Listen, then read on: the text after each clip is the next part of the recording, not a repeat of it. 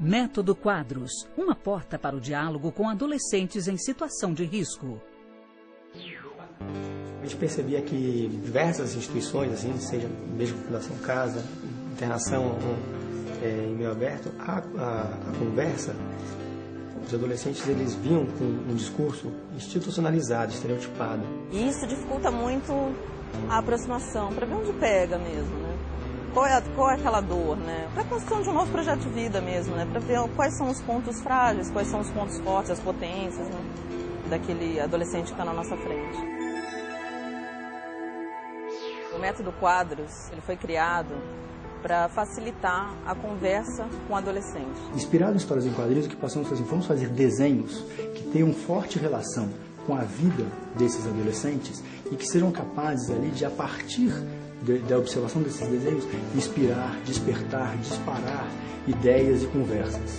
Temos 25 imagens de cenas e 2 são a imagem toda preta e a imagem toda branca, para que o jovem possa projetar ali nela o que ele quiser. Tem várias formas de aplicação, cada um utiliza do seu jeito. O adolescente ele vai escolher que imagem ele quer falar e o que ele quer falar, a partir do que ele quer falar e aonde ele quer parar de falar.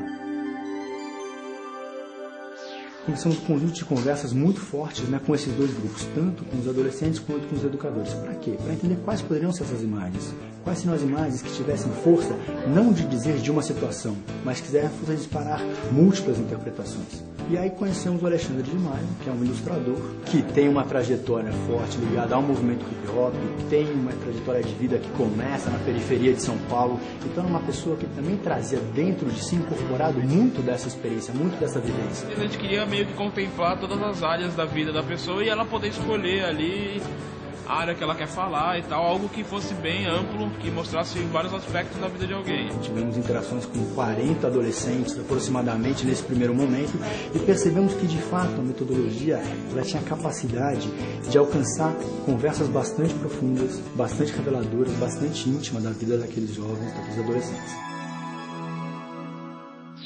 Quadros talvez seja um jeito de poder trazer outras lembranças, outras conversas, outros interesses, de abrir um pouco mais essas conversas.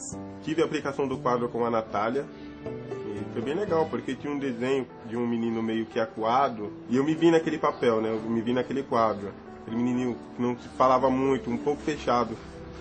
Um menino que carregava uma culpa, vamos falar a verdade. E através dos quadros eu consegui me abrir com alguém. O educador vai fazendo perguntas, entendeu? E você vai se soltando e começando a conversar. A gente está em 13 estados e também no Distrito Federal. Foram lugares que a gente fez as oficinas, debateu o método, discutiu o método. Em São Paulo a gente fez uma grande oficina com alcance bom na ação educativa. A gente distribui os desenhos dos quadros para diversos profissionais do Brasil. A gente começa uma etapa em que a gente alcançou, já distribui 600 kits desse material por 13 estados brasileiros, mais o Distrito Federal. Nós temos, né, nessa estrutura de replicação, um instrumento que tem sido muito importante, que é o livro Vozes e Olhares. O livro Vozes e Olhares foi publicado em 2008 e ele traz a sistematização, a organização da primeira experiência de aplicação de quadros pela nossa equipe. E ele também apresenta um texto que reflete sobre o que é o método e como você pode utilizá-lo. E é bom que além de você contar o seu problema para quem estiver passando os quadros com você, você mesmo faz uma reflexão própria do que você passou.